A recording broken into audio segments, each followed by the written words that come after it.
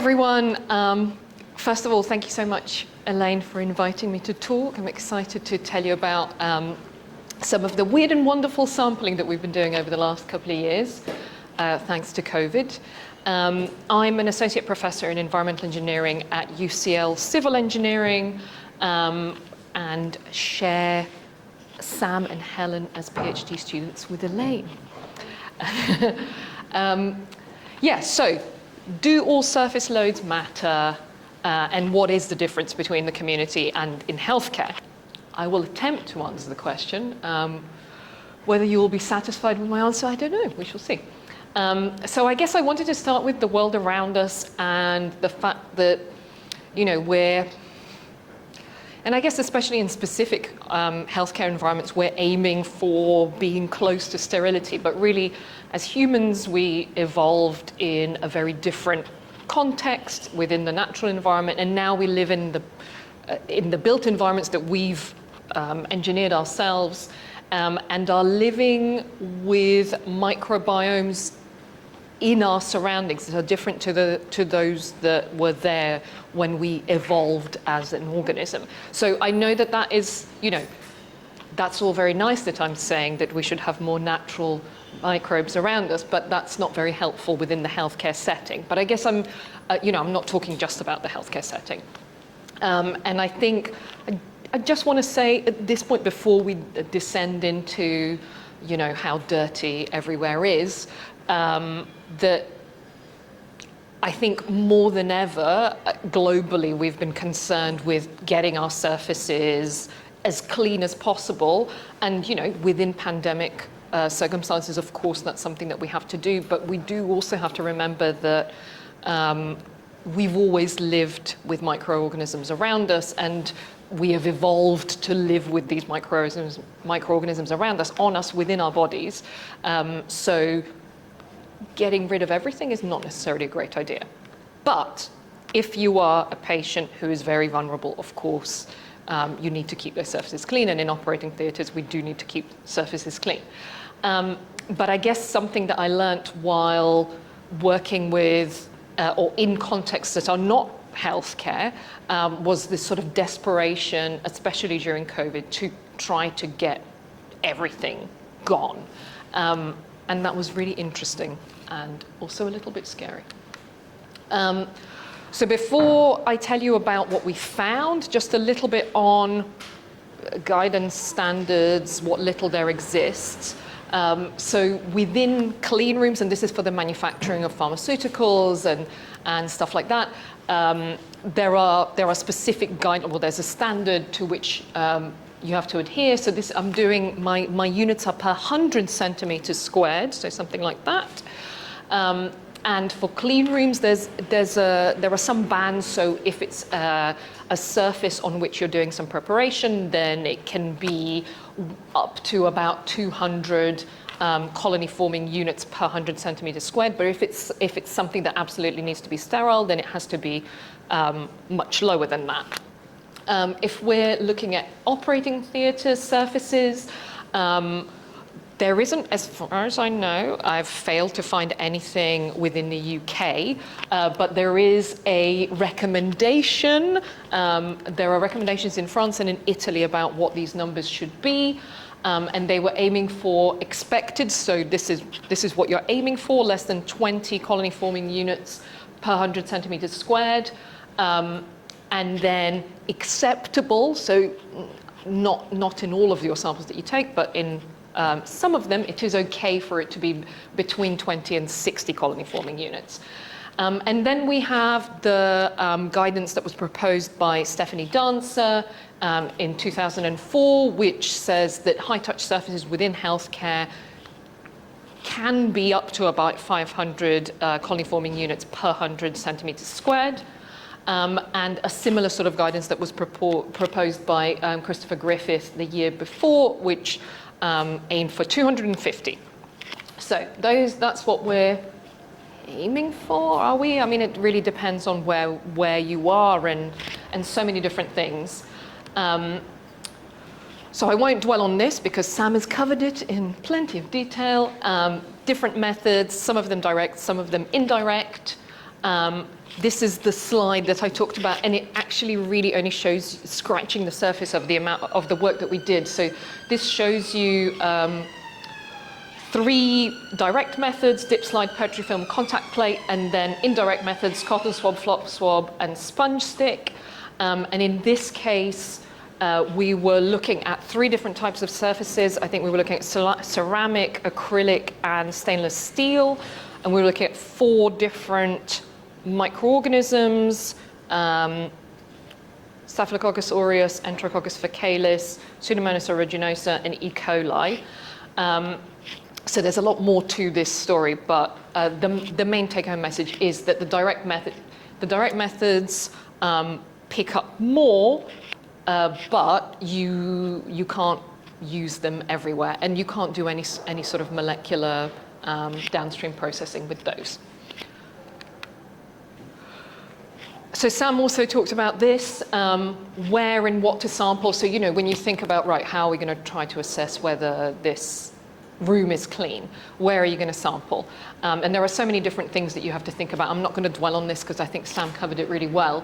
But, you're thinking about the area within the space that you want to sample, the location itself. What is the surface material? Do you want to get a bit of, 5 on plastics, 5 on wood, 5 on vinyl? I don't know. These are the sort of questions you need to ask yourself before you start. Do you want to get some samples that are only touched by staff and some samples that are only touched by patients, or some that are only touched by parents?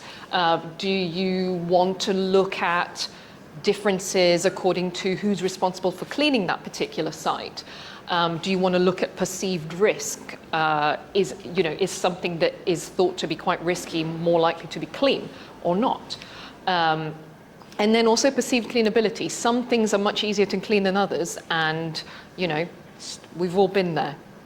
It's really easy to clean a table. It's not so easy to clean something with lots of nooks and crannies where you really have to get in there. So lots of different questions that you can ask, but it's really difficult to try to answer all of them within one sampling campaign. So I'm going to move on to the data. So for all of these graphs that are coming up over the next 4 slides, you've got colony-forming units. So we don't know who these bacteria are. We just know that they are culturable on TSA, and it's per 100 centimeters squared, so that sort of size.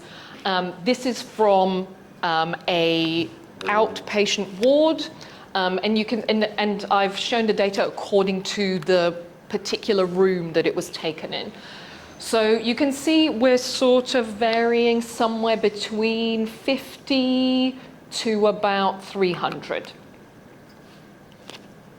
Definitely within the dancer recommendations for all of these.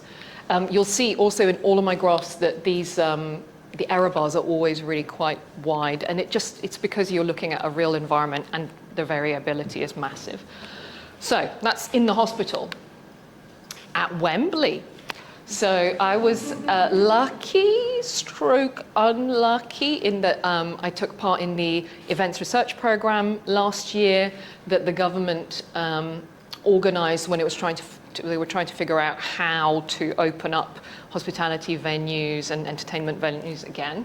So I went to the Caribou Cup final, the FA Cup semi-final, and the FA Cup final. Meh. Yay. Good times. Luckily for me, it was only limited numbers of spectators at all of these events, so it was mostly empty. So there were 4,000 spectators at the Caribou Cup, 8,000 at the FA Cup semi-final, and 21,000 at the final. And here we were looking at surface contamination in different, well, we looked at lots of different things, but in this case, I'm showing you what we had in the concourses, which is this sort of area where lots of people are milling about and they're buying their pints and their pies and whatever else. The restaurants, which are a lot more controlled, so it's a proper restaurant. This is the sort of layout. People get served their food by members of staff and so on.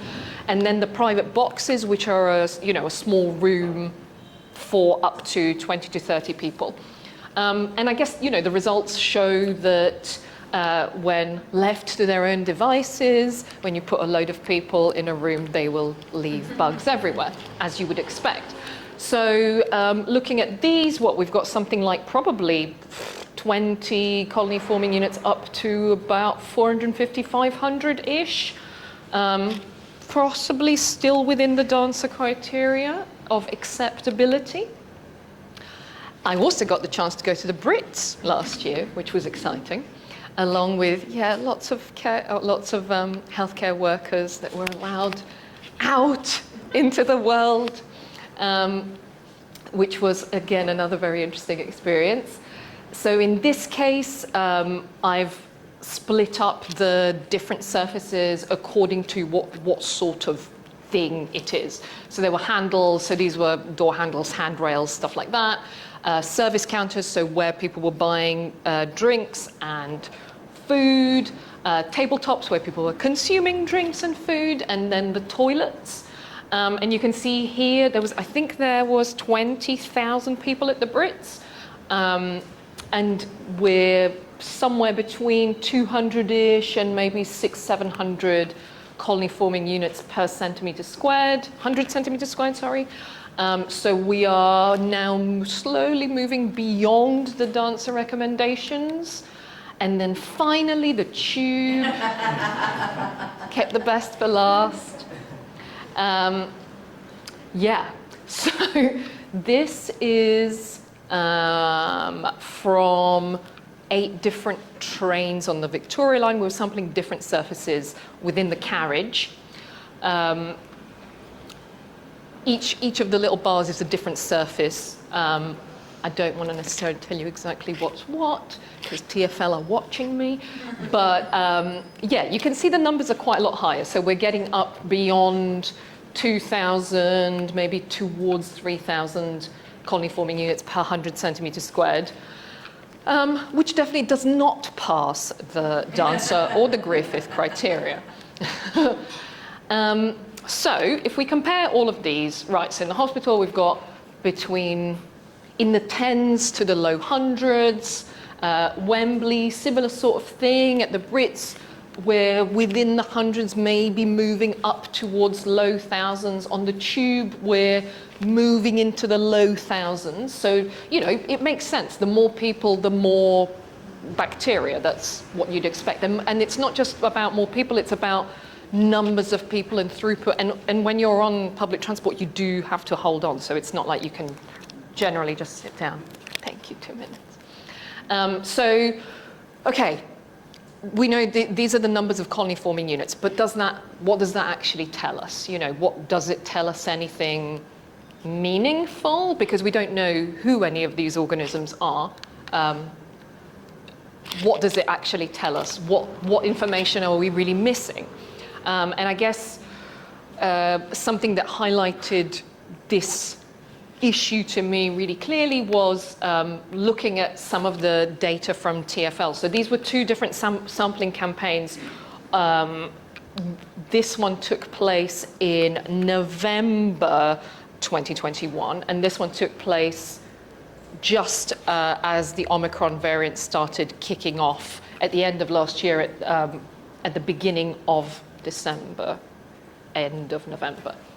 So I think I messed up something with my animations here, so I'm quickly going to go through. No, too fast. So at this point in November, we had cases at something like, I can't remember now. It wasn't, we weren't in the midst of a wave, but there was no mandate for wearing masks on the tube. At this point, cases were really on the rise, and TfL did mandate on the 30th of November that people should be wearing masks again. So what I'm showing you here is, so one of these, this one here is the one that I just showed you earlier looking at the CFUs. So the blue bars are the CFUs per 100 centimeters squared, and then the red diamonds are SARS-CoV-2 RNA copies per 100 centimeters squared.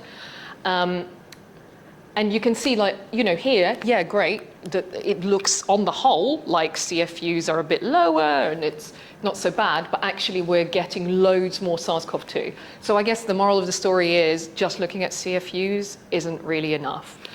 Also, masks seem to be pretty good, right? Yeah. I mean, look at this. What? Look at that. Yeah. But like, this needs to be the public service. I know, seriously. Yeah. I just need to get it past TfL and then it's going to be everywhere. Anyway, so I guess the answer is you get what you look for. So it's really important that you look for the right thing to try to answer your question. And also your question is important. The material that you want to sample is important. So, you know, you might get different things with different materials. Are you looking for a particular pathogen? What materials do you have available? Do you have people available to do the sampling? Have you got the money to support the work? What are the implications to your patients, to the staff if you don't do it, or if you do it? And many, many other factors. So that is it. I just want to thank all of the wonderful people that actually did this work. Stacey, Elaine, Rupi, and Jagak, and Melissa, and Helen, and Barbara, who helped us out. Thank you very much.